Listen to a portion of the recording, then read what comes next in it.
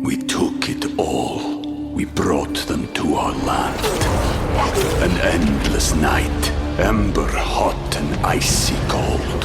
The rage of the earth. We made this curse. Carved it in the blood on our backs. We did not see. We could not, but she did. And in the end... What will I become? Senua's Saga. Hellblade 2. Play it now with Game Pass. Normally, there are 3 words that can tell you all you need to know about a film: direct to DVD. However, many a hidden gem have been found in bargain bins and discount DVD dumps. But can a third kick at the can for a beloved franchise find salvation in the sales aisle? Find out as we try to prove to you that The Crow's salvation is not that bad.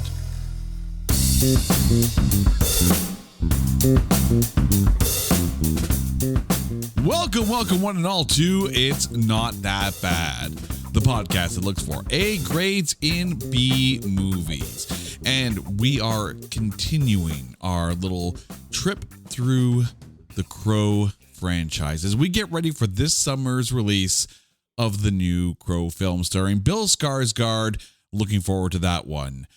Not looking forward to this episode, though. It's my lovely wife, Carrie. Carrie, how are you doing today? I see what you did there. Right? And why do I feel like I am going to shoulder the blame on this one? It's all your fault. Ugh. It is all your fault. Every now and then, dear listeners, please let me explain.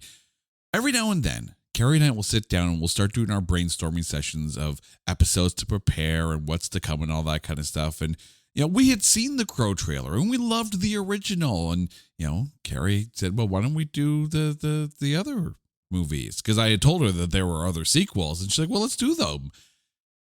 And now she has to live with that choice. I do believe the words exactly were, if it's The Crow, I'm pretty sure I could defend it. Let's do it. Uh-huh. How bad could it be? Uh-huh. Well. And? Here we are. Yeah. And we're supposed to say it's not that bad. You know what's funny, though? So I will admit that I am a bit of a book whore. I may have more books than I probably have hours in the day to be able to read. But I still went to a bookstore and lo and behold, I found a Crow novel. Not a graphic novel, but a Crow novel. The Crow quoth the Crow. And I'm just like, in the middle of doing these episodes and I stumble upon a Crow novel, how freaking cool is that? Well, clearly they decided to take this franchise and beat it to death. I'm starting to feel that you are regretting all of this. I tell you what, though. I'll tell you what. Once we're done these films, and I will read that book, I will put it out there on social media, my thoughts on the book in relation to the franchise as well. So we'll book talk it, even though we're not on TikTok or whatever. We'll do something with it. But before we go down this road again, before we tackle the third film, Crow Salvation, it is time to take this latest flaptastic sequel. I see what I did there? Wow. Wow. We're gonna be dragging Carrie through this one, I think. Ooh. But we're gonna take this film and trailerize it. You marveled at the screen presence of Brandon Lee. You tolerated the sequel. Now, Eric Mabius tries to make you find a Charbaby Charming in The Crow Salvation. Wrongfully accused of murder, Alex Corvus has come back from the dead to commit a whole lot of more murder, as he seeks to avenge the untimely death of his girlfriend. Searching for a suspect with a weird penchant for screwing himself, he must solve the puzzle of who framed him for the crime and send them to the netherworld. No makeup, no leather jacket, no problem. He's got no problem stopping bullets with his body, stopping the unjust from living, and stopping the franchise from seeing a box office bonanza. The Crow Salvation. Rated R. for released only in Spokane, Washington. Really? Oh yeah, no.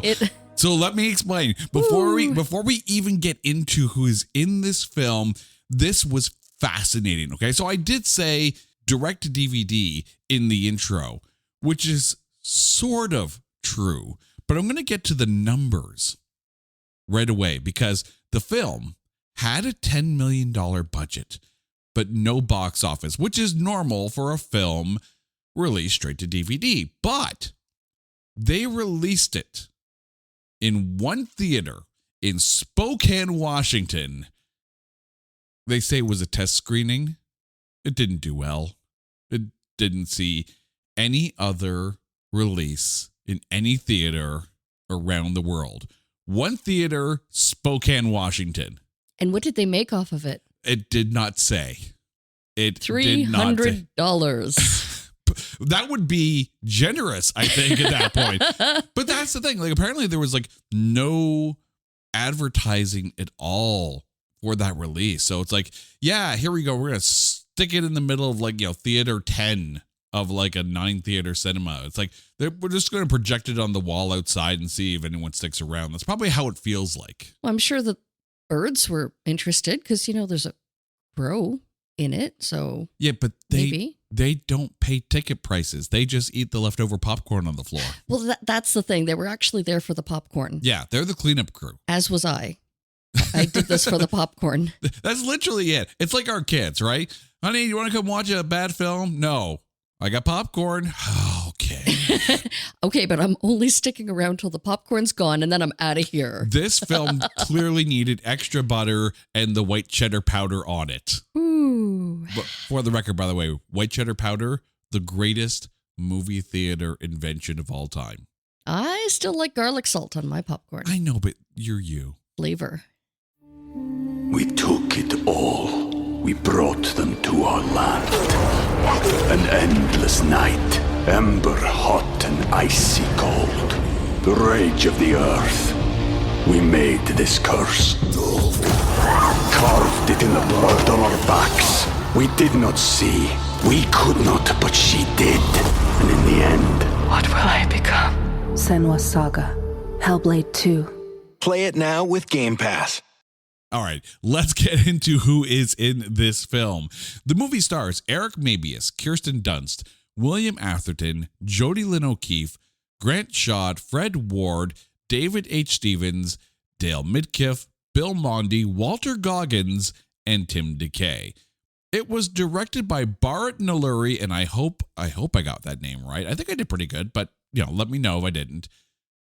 Who also directed episodes of The 100, Life on Mars, and Torchwood Miracle Day. So he's got a decent TV-based filmography as a director. However, there is an almost directed by for this.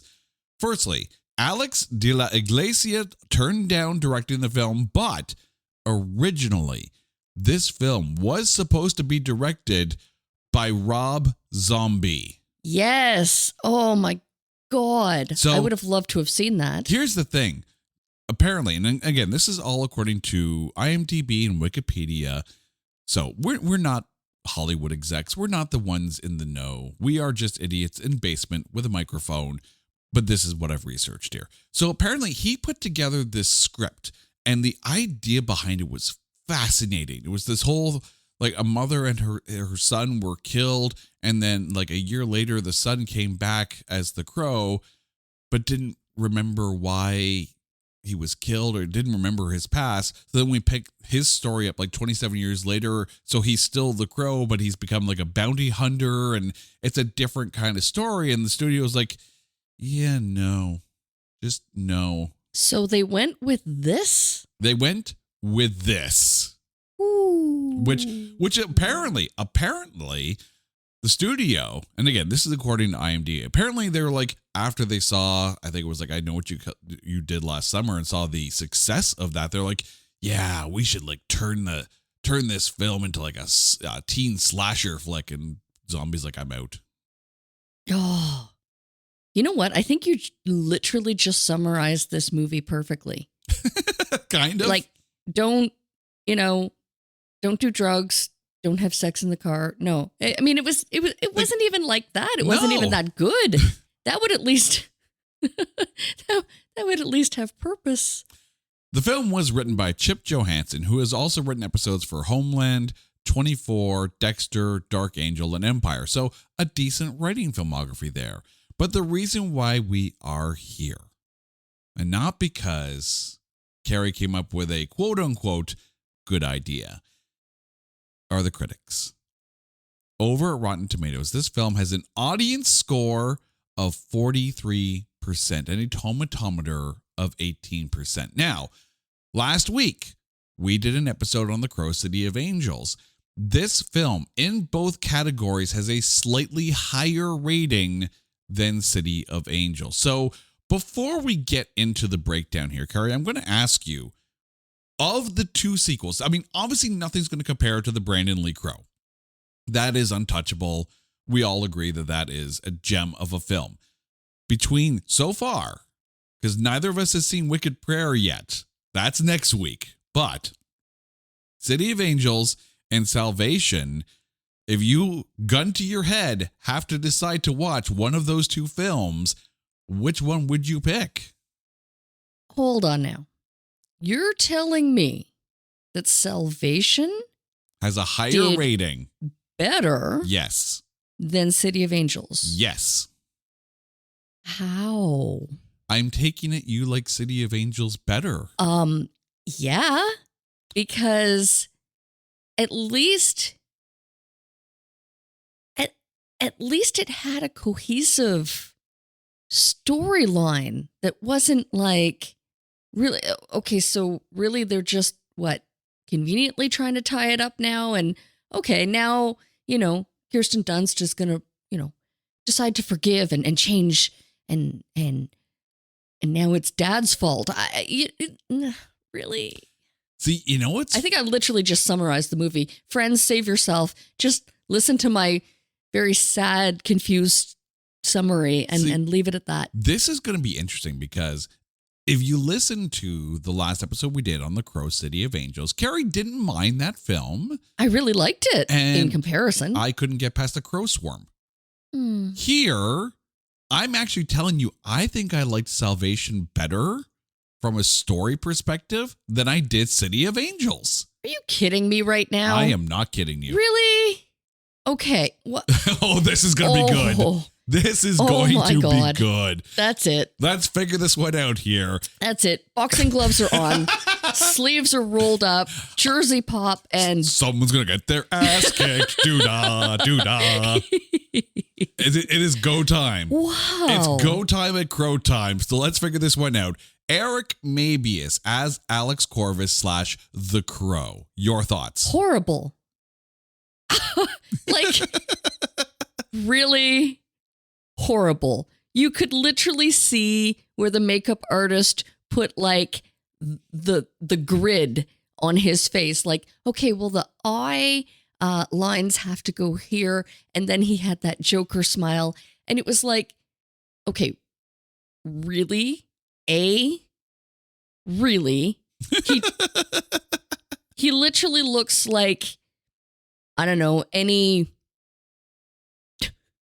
high school douche on the I'm not even gonna, like, really? No, he wasn't the Crow. He wasn't anything at all worthy of being the Crow. And I get that he was just this unfortunate boyfriend who his girlfriend got involved in something that she shouldn't have because she saw something that she shouldn't have, and then wound up coming to her demise, and well, he took the fall for it, and it was okay. I'm angry. Who needs It was- the Snickers bar now? It was awful.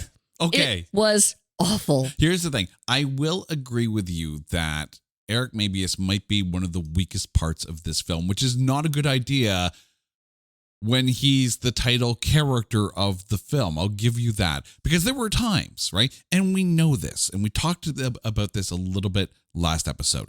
So in the original Brandon Lee film. Brandon Lee had the ability to switch from almost like maniacal to extraordinarily menacing in like 0.3 seconds. Like his ability to turn emotion on a dime was brilliant. I can only imagine how far Brandon Lee's career would have gone had he survived.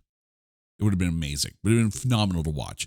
And I will give Vincent Perez his due from City of Angels, because there were moments in that film where he and the script nailed it. Okay, but he had that look. No, he did have that look. And I don't know. It's not even like a long hair thing. It's just No, because it's the eyes. Yes.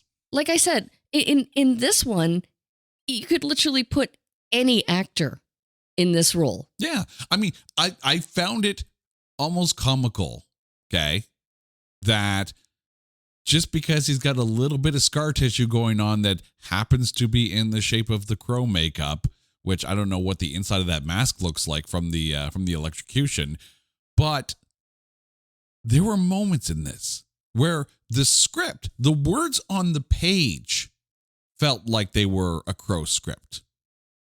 The delivery was so weak sauce in those moments that honestly, if I was any of these bad guys and this Crow came up to me, with that tone of quote unquote menacing voice, I would have laughed in his face. Exactly. It was so weak sauce. Like, and it's not in this case, I have to say, and again, I don't mean to disparage anyone's acting. I give full credit to anyone who takes on the profession. If I was an actor in a film, trust me, I would be the worst part of the film. I'm not even saying that I could do a better job, but the words on the script in this case were not the problem. The problem was in the delivery, because the delivery, there's two types of applesauces. Sweetened and unsweetened. Brandon Lee gave you the sweetened applesauce. That's the good stuff. That's the one with lots of flavor. This is bland, barely good for a baby, unsweetened applesauce. No, you know what this is? This is turned. This is like throwing like pear flavor in, or throwing some mashed carrots into applesauce and calling it a fruit salad. Like this is. No, you know what this is? This is tofu.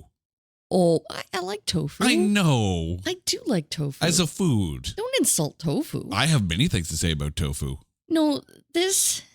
But tell me his performance is it's not tofu. But it could have been It's bland. any Flavorless. actor. It could have been any actor. Like when your lead actor in the lead role in a menacing character gives you like angry 11-year-old vibes. But even the scenes, okay, hold on, rewind. Even the flashback scenes where he was like the boyfriend. Mm-hmm.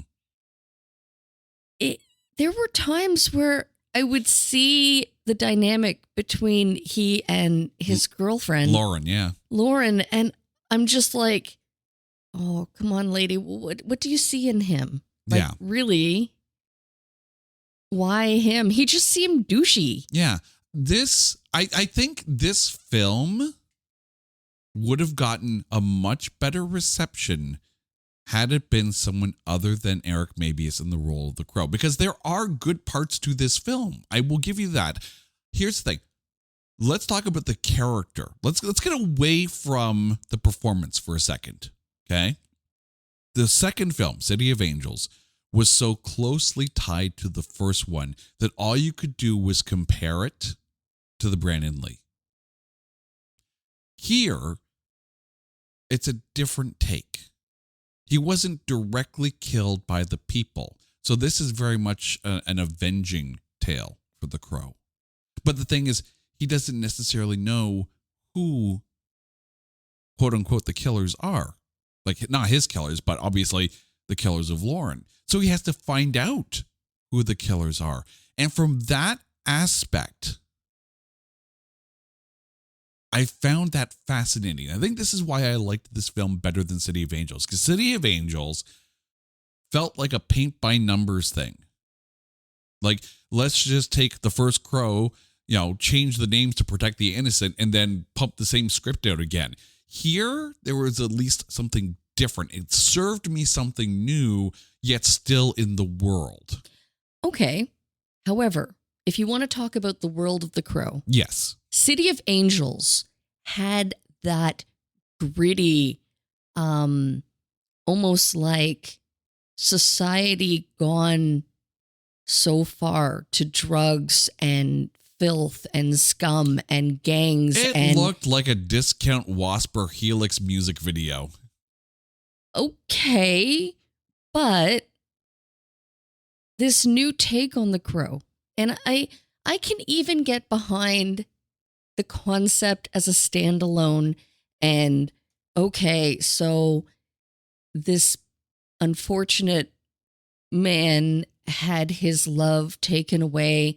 He goes and holds on to her in his heart until death, until his life is taken and justice is never served. And thus he comes back to avenge. But it just seemed, and even when they tried to show I don't know, the dirty cops, and it was just, it was like weak sauce. It was like a mild version of the environment, the grittiness. Yeah, the thing with City of Angels, at least as far as the setting went, and let's get back to that point here. The setting of this film felt more like the world of the first Crow.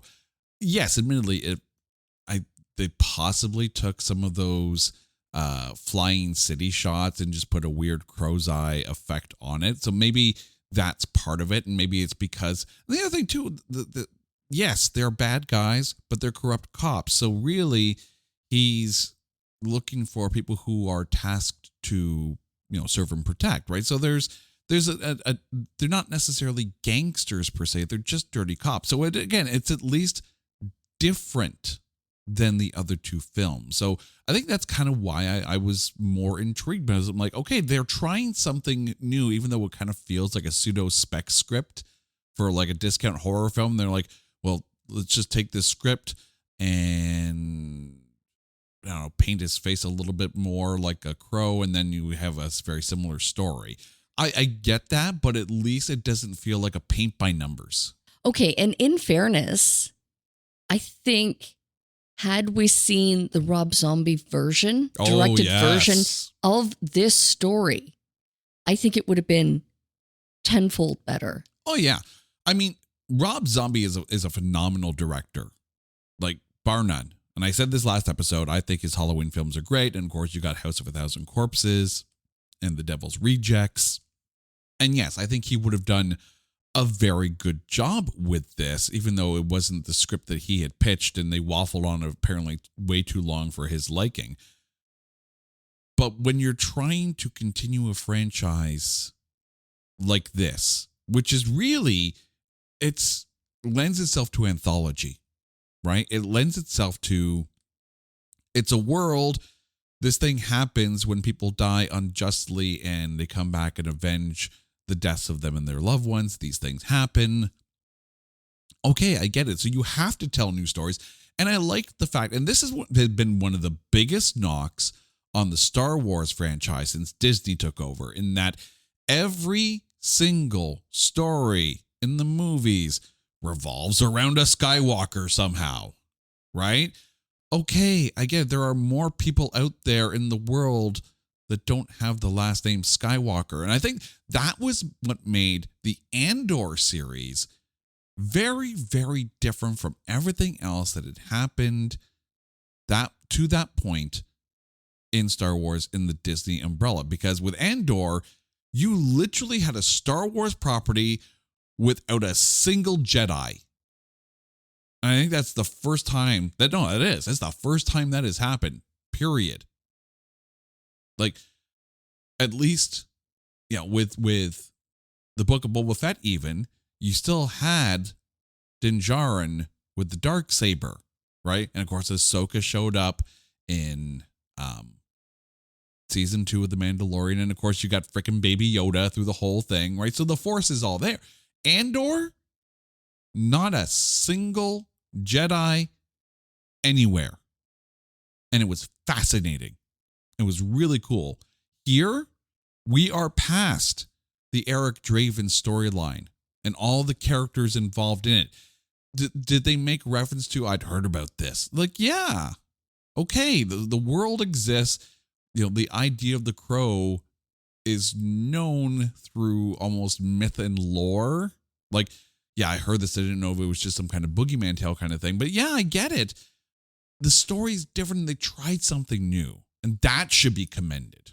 I'm not going to lie. It had me off the top. Mm-hmm. Because the scene where they're pretty much like, they had the Crow pinned, and I guess they're like taking the blood from the Crow. Like, I was like, oh, this is going to be good because they figured it out. Yes. Right? They figured it out. And then it just didn't, I don't know, like, really, I think it paled in comparison or in expectation. Yeah. I think, in all honesty, since you brought that up, that opening to the film for Salvation is a complete bait and switch. You know, because in City of Angels, you got the bad guy who drinks the blood of the Crow and becomes immortal himself.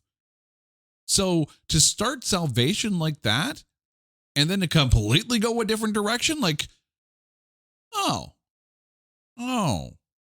okay. It's kind of like going back and looking at, which one was that? I think it was Halloween H2O, where you had like the first 10 minutes with Jamie Lee Curtis's character, and then, okay, cool, that part's done. Let's tell a different story with all new characters. Like, did we need that opening? Probably not. Probably not. You mentioned her earlier, Jodie Lynn O'Keefe, who played Lauren Randall, Alex's girlfriend who was killed. Your thoughts? I mean, from what we saw of her, it was great. I think, like, midway through, I found myself questioning, okay, so she's the daughter of the police officer.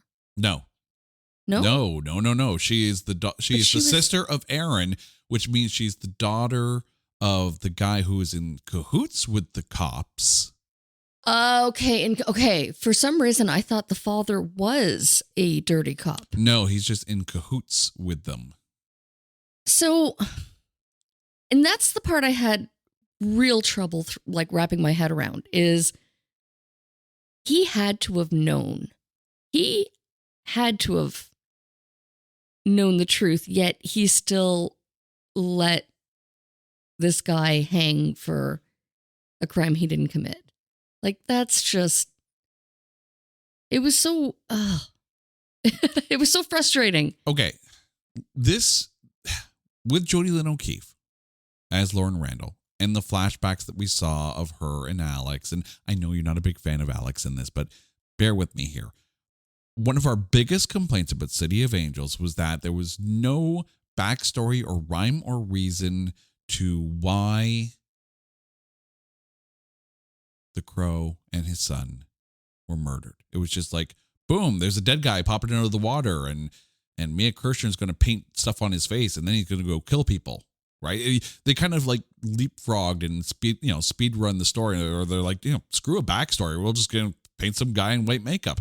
Here, we build context, we build reason, and we almost, in getting to know Lauren and know what happened to her, we then want the Crow to complete his mission. This is where Salvation is superior to City of Angels, in that you understand what happened, and they kind of give it to you piece by piece.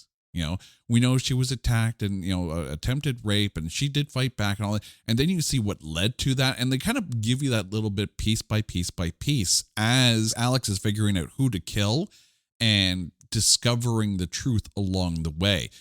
this was cool.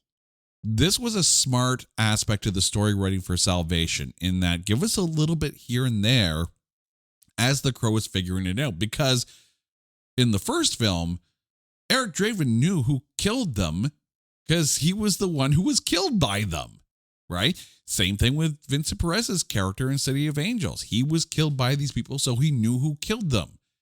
Here, Alex is killed through electrocution, and the only thing that he knows is that some guy with a weird markings and whatever scar on his arm tossed the murder weapon into his truck before he got knocked the F out and framed for murder.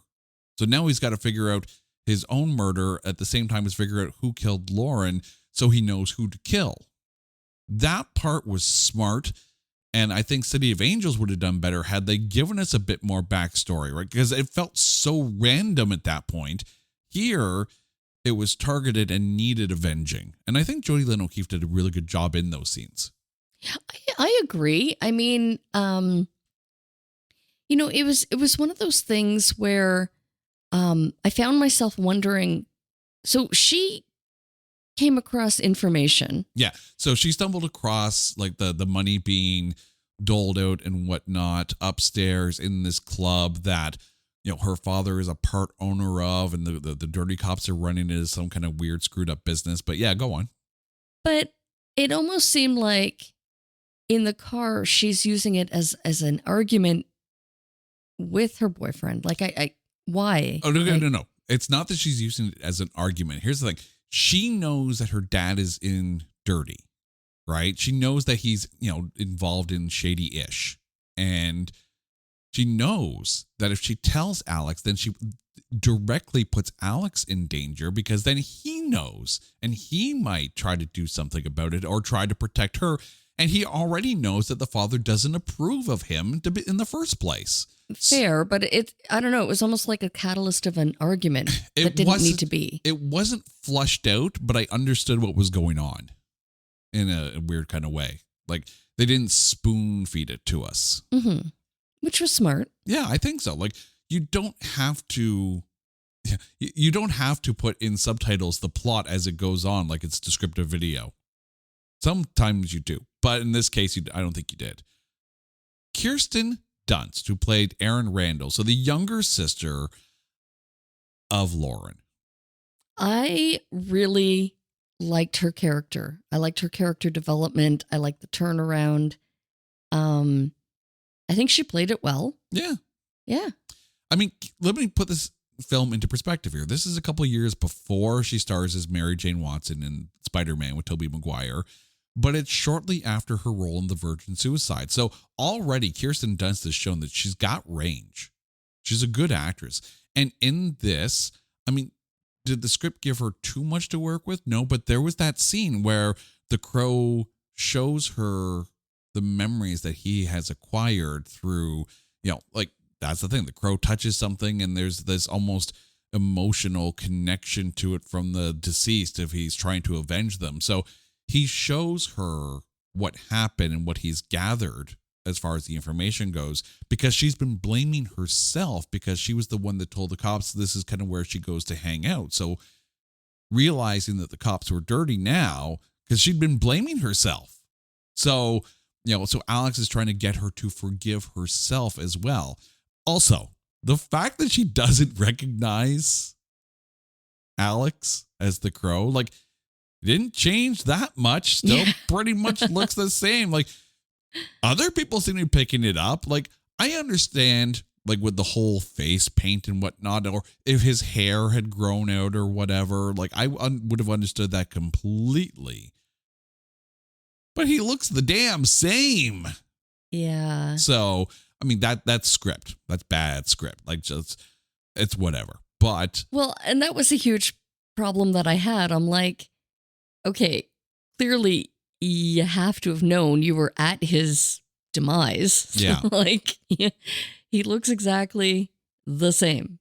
It's clearly, your sister's ex-boyfriend or sister's boyfriend who is trying to avenge for her. And yeah, and here we are. Yeah, it's I kind of wish they gave her more to emote on, Yeah. but give her those moments. Like, this is like, her sister's dead, and the boyfriend was killed for it, and she doesn't still trust him because she believes, right?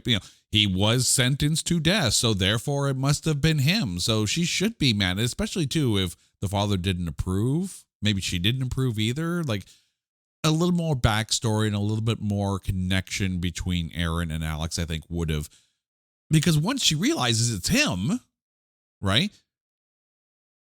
He supposedly made Lauren happy, so you think Aaron would like him. So, Well, that's the thing, is I found myself questioning if there was a whole lot of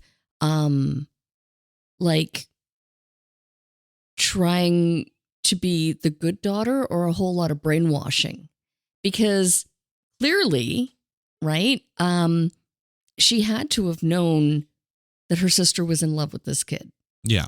and yet she very much seemed like a daddy's girl. And you almost have to kind of wonder if it was that she was trying to go the opposite way from her sister and trying to be the favorite, or trying to basically be in denial that her dad would do any harm. Yeah.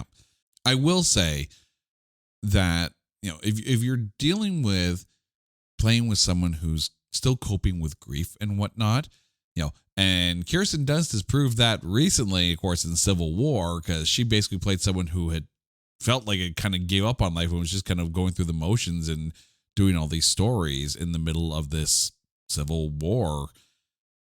Kirsten Dunst will probably get nominated for an Oscar for that role. Not this one, mind you, but I get it. William Atherton, who played the father, Nathan Randall. Yeah. I mean, clearly he was a bad dude. He knew. Yeah. He knew. And yet he let it happen, You know what I feel really weird about with him?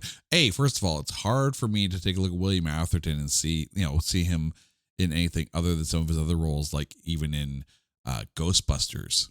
But the thing is, there's almost a blandness to Nathan. Like, he knows that because of his involvement with the cops, and Lauren had to know something. So the fact that his involvement directly put his own daughter into, like, basically killed her. He is in part to blame for this, but yet at no point does he feel or show like he feels like he's realizing that yet. And I think that's a missed point. Like, you don't hear him screaming, I'm out. Like, even that moment, like, where they're leaving the execution and the cops are saying it didn't have to go down this way. And it's like, okay, seems an odd thing to say, but and then as you realize that he's, in business with them, like, show some emotion that you realize, you put two and two together, that your connections led to your own daughter's death. But I think, if anything, that was the beauty of it. He really is that evil and that closed off. I don't think he's that evil. Oh my God. He let first of all, he didn't like his daughter's boyfriend, and he let him literally burn for her death. I mean, yes, in his inaction and in emotion or unemotional state, I guess, yeah, that kind of puts him in definite baddie territory. Well, there's also no doubt that he brainwashed his other daughter. But then there's also no redemption for him. No, because I think he was literally just a really bad person. Yeah, I can see that. It just felt a very stunted performance for me. Like, it felt pulled back too much. Show me something. Either show me, and I think the other thing too is that they didn't really explain how he's in business with the cops. Well, again, that was my confusion. I thought that he was literally a dirty cop or a retired cop on the payroll, still reaping in benefits. Like, Yeah. Grant Shaw, who played Peter Walsh, this is the lawyer that was kind of on Alex's side and, stayed with him until his execution and then whatnot. So Was he, though, or was he just trying to cover his own ass? I don't know if he wasn't dirty at all. The lawyer? No, he stayed with him like he was meant there to represent him. But hang on, because he eventually came to his demise. The crow went after him. Well, yes, because they were looking for Aaron, and Aaron had showed up at the lawyer's office, and Peter did actually help Alex by kind of helping him piece 2 and 2 together from what he had already learned.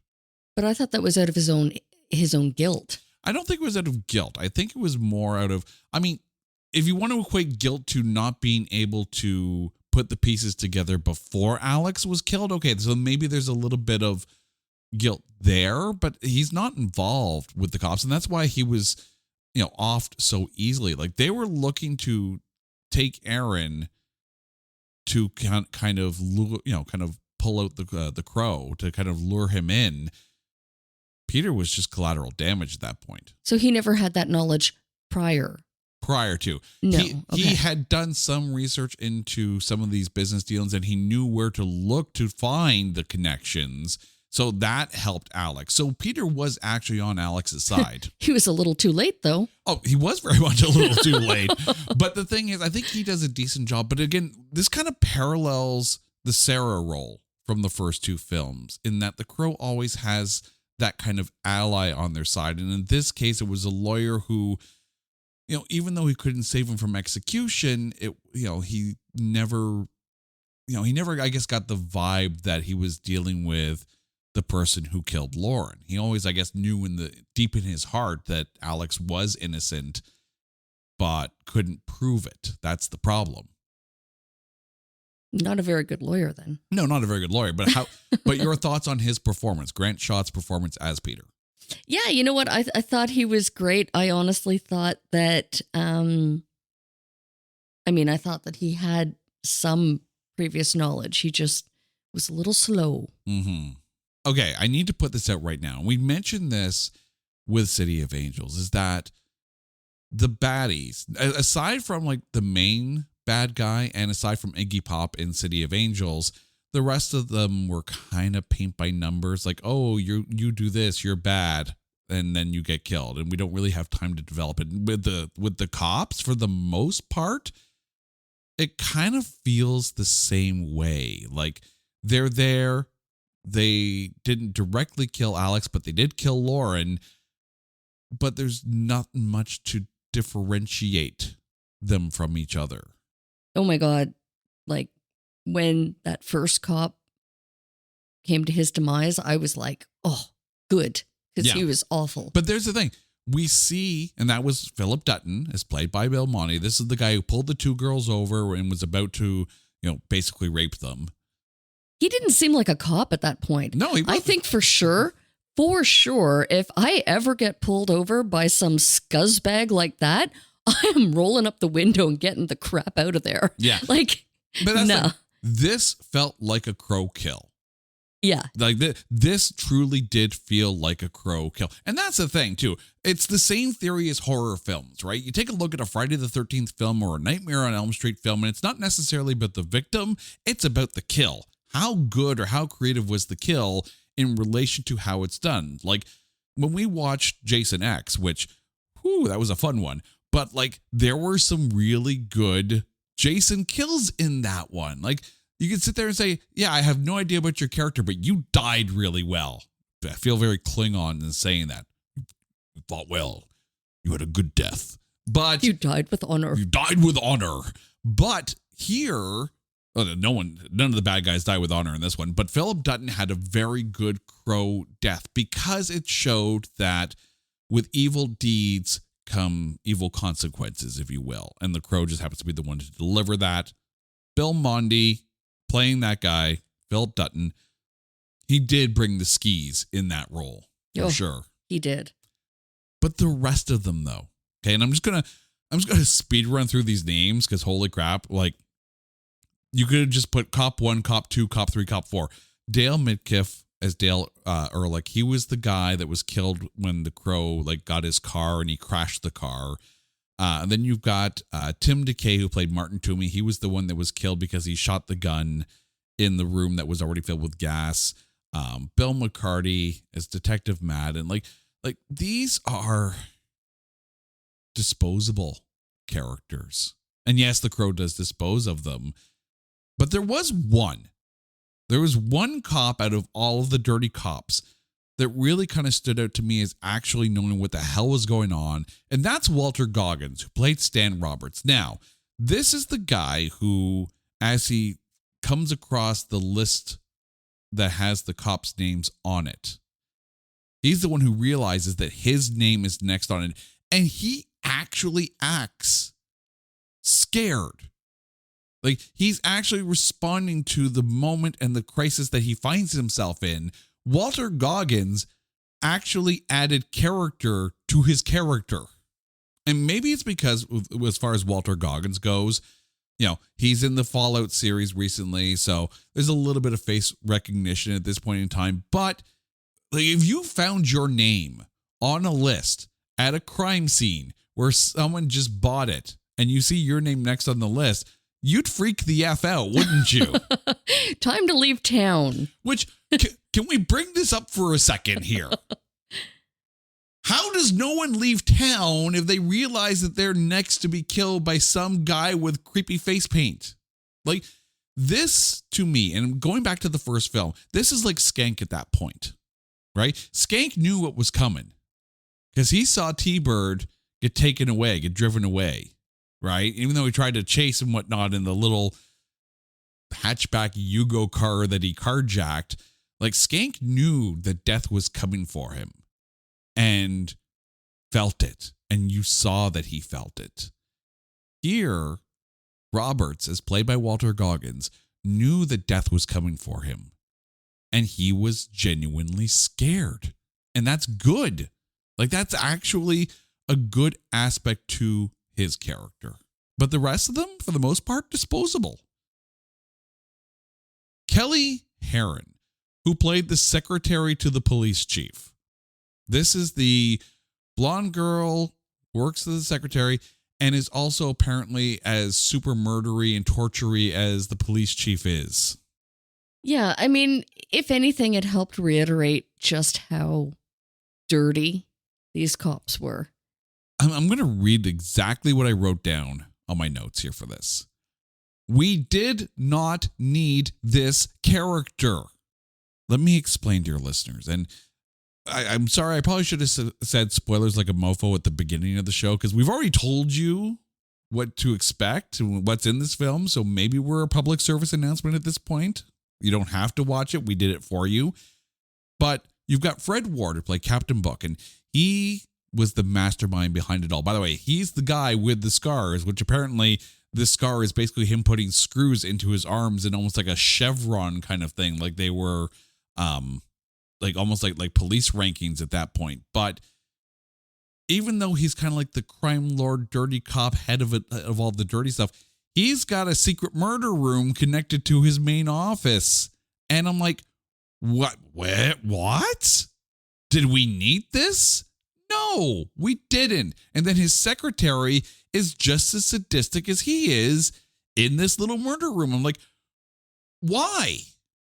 It's enough that Captain Book is dirty and corrupt and running an illegal enterprise while also being the chief of police. That's all you need.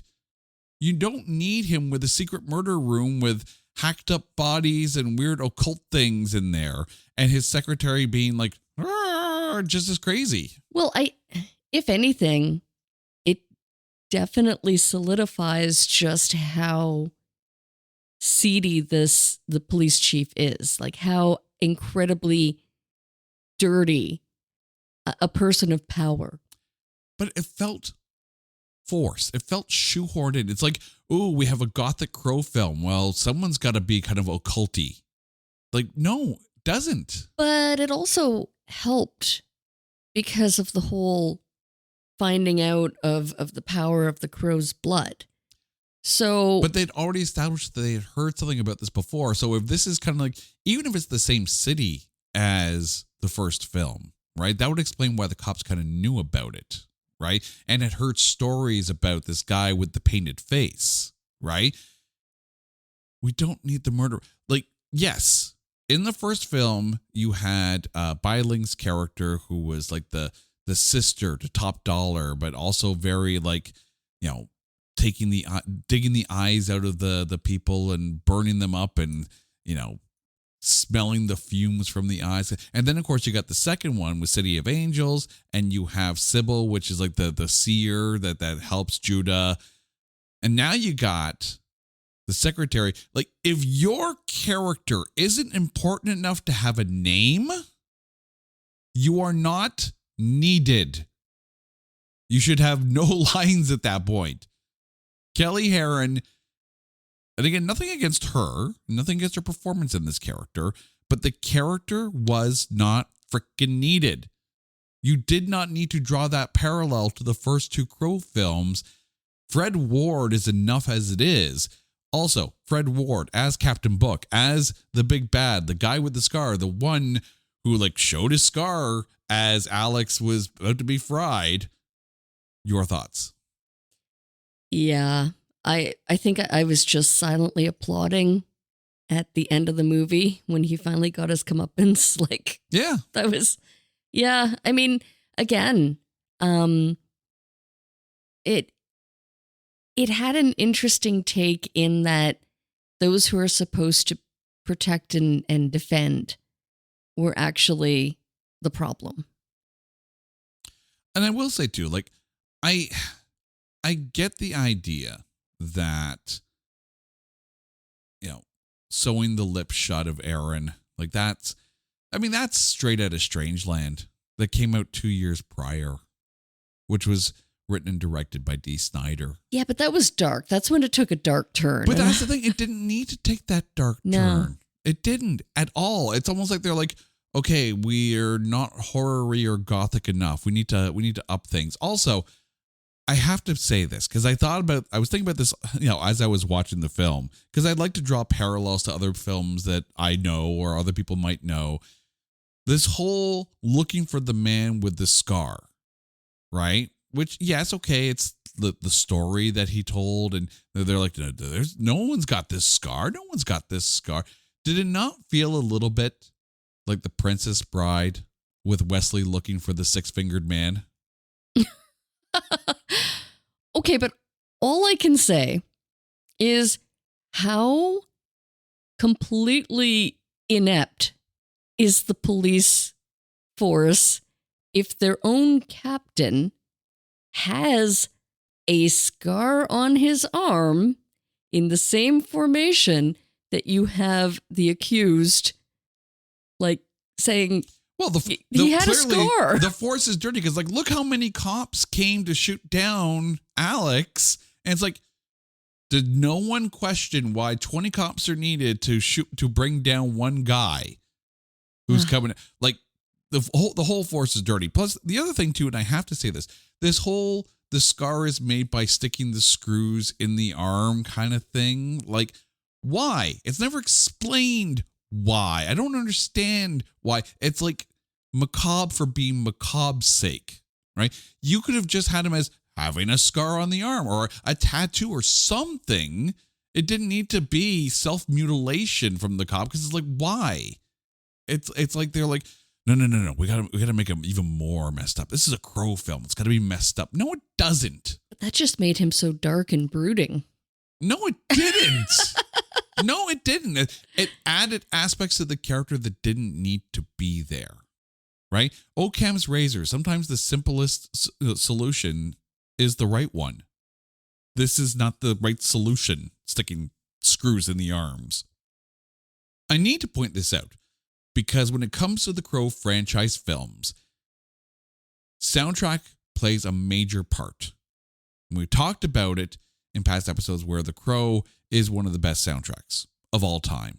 And then you've got The Crow City of Angels, which is a good soundtrack on its own. And by the way, we have covered that soundtrack over on Spin Shuffle Skip on our There Can Only Be One podcast channel. But With this one, and I don't know, maybe it's just me, I found that in points of the film when they were bringing in songs, that the songs felt like they got in the way of the scene as opposed to aiding the scene.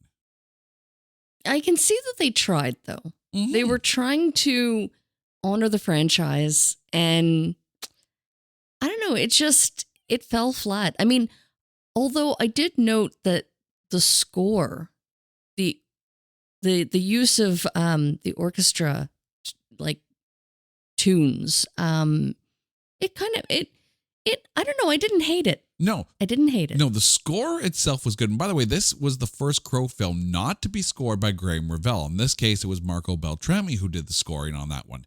But I mean, and the songs on the soundtrack as songs are quite good, but I felt their usage in the film kind of got in the way of the storytelling as opposed to painting the picture that they should. Although there was one song that I was like, oh, what is that? So I'm going to have to double back and listen to the soundtrack now. Yeah. I mean, here's what I would love to see.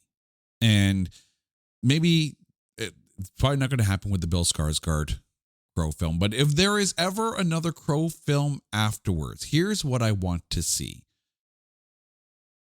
Tron Legacy had one of the best soundtracks that you could possibly hope for a Tron film. And what they did was they hired Daft Punk to come in and do the entire soundtrack. And when it was announced that Daft Punk was doing a Tron soundtrack, I had nightmares of an hour and a half of Around the World, Around the World. Oh, I hate that song. But Daft Punk slayed that soundtrack. It was awesome. He understood the assignment. They understood the assignment. It was great. I want a band like Stabbing Westward to do the entire soundtrack and basically like a concept album. Because honestly, take a listen to the 1998 Stabbing Westward album, Darkest Days. You tell me that album itself isn't a whole ass Crow vibe. Oh my God, absolutely. But it couldn't hurt if, Rob Zombie is involved in the project as well. See, and I'd be fine with Rob Zombie doing the full soundtrack as well. Yes. Or collaborate with, Trent Reznor. Bring Trent Reznor in to score a Crow film because he did some phenomenal work with Lost Highway. Like, yes, do that. I don't know. I almost tend to want to say almost like a Tool. I think to do the score, to do musically. That okay, I can give you that one, or maybe a group like a Within Temptation or something like that has a bit more of an epic orchestral feel to it.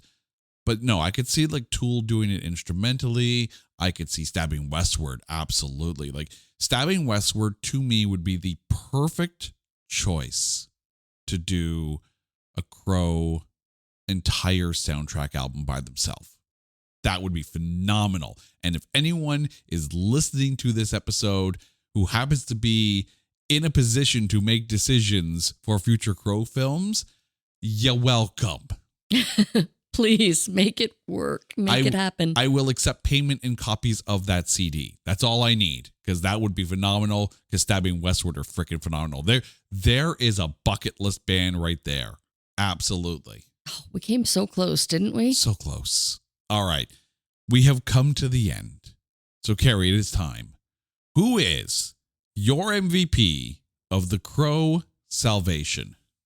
My MVP, without a doubt, is the Crow at the beginning of... No, I'm kidding. The Crow that didn't matter. Yes. Well, I mean, the look in its eyes. Like, how do you train a crow to look horrified? And anyway, no, I'm kidding. Don't work with kids. Don't work with animals, and don't hurt the animals you're working with. Yeah, clearly. No.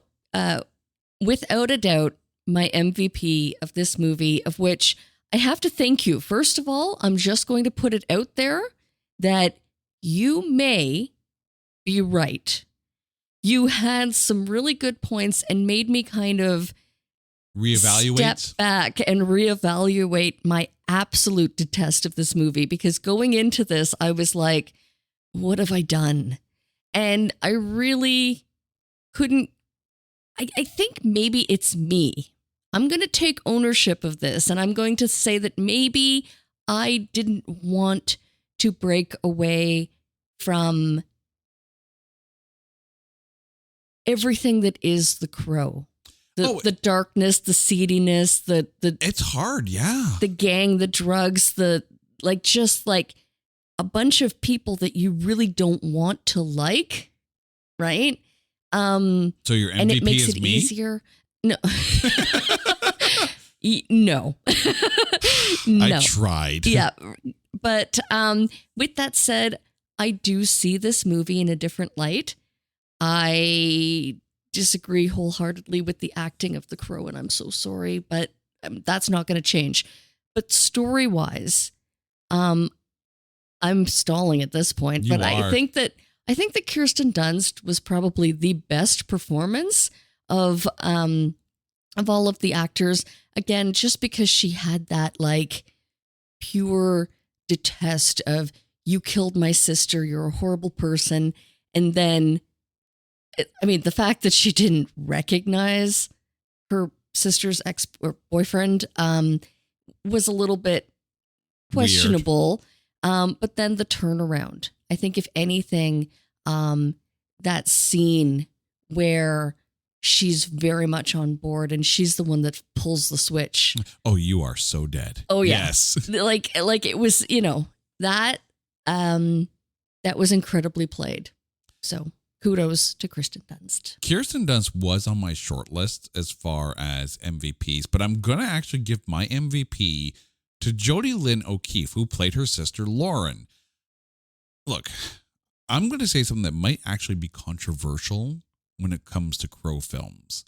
And again, this is nothing as far as the actresses who played those roles in previous films, but I think when it comes to the death of the girlfriend of the person who eventually becomes the Crow, as far as characters go, like Shelley Webster, when it came to Eric Draven, we knew her, we saw the flashbacks and whatnot, but it was dead, right? In City of Angels, we didn't really see anything about the kid that made us really feel bad for the kid dying because we didn't really get to know the backstory. Obviously, you're going to feel bad about a well, kid dying. I feel bad for the kid dying. But the thing is, we're not emotionally invested into it because it was just boom, they're dead, right? Here, with Lauren, the fact that we got it kind of doled out little by little and the story kind of grew and the flashbacks grew from that as well. But also the fact that she did fight back and there was something that you could be pulled from to help Erin actually in her healing from that. I think the character of Lauren is the best character of the Crow girlfriends who have been killed up to this point, because we still have not watched The Crow Wicked Prayer yet. Okay, I agree, but I think that is more applause for the backstory, period. Oh, absolutely. And not necessarily actor or performance. But I think from the Jodie Lynn actor. O'Keefe in those moments did really well, because it can't be easy to take on a role where it's going to be these are horrific things that are happening to these characters, and you're reading the script and go, oh, well, that's about to happen to me too. Yes, being filmed and whatnot, but I think she did very good in that role. And it was those moments again, we both agree that Eric maybe is not the best Crow to ever crow, but I think Jodie Lynn O'Keefe in those flashback moments at least gave us a reason to want the Crow to be able to succeed in his mission. I'll give her that. And Chip Johansson, the writer of this, actually did put together a decent plot, I think. I agree. Again, I think I just would have liked to have seen it presented a little bit differently. Oh, there is definitely room for improvement. And I don't think, I will say this, when it comes to our mission statement for the podcast, right? 43% for this film from an audience score, I think is very accurate. It's nowhere near the first Crow film. Nothing ever will be. But this is definitely better than City of Angels from a story perspective. In some cases, it's better from an acting perspective, although I do say that Vincent Perez was a better Crow than Eric Mabius. Credit where credit is due. Vincent Perez actually did a very good job. This is much better than an 18% film. And I think if the first Crow film and even Crow City of Angels didn't exist, if this was the very first Crow film that came out, I think people would be fascinated with the story and the concept of it. But it's not. It's the third film, and the Brandon Lee one exists, so everything else will pale in comparison. Carrie, thank you so much, and I'm going to apologize right now because I know Wicked Prayer is coming. And given the score on that one, we're not going to like it as much. But we'll see. We will see. Now, to you, our wonderful listeners who have gone down this road with us thus far, the midway point of our Crowathon, you guys know the drill. If there is a movie out there that you think is unfairly maligned or is just so bad that there is no way in the afterlife that we can find anything good to say about it, hit us up on social media at NotThatBadCast or go to our website at notthatbadcast.com. And while you're there, make sure you check out our coming soon page so you can see the episodes that we're working on. Drop us your thoughts on those films and we will shout you out in the show. Until next time, she's Carrie. I'm Jay. You guys are awesome. This is It's Not That Bad, a proud member of the Pantheon Podcast Network. Take care.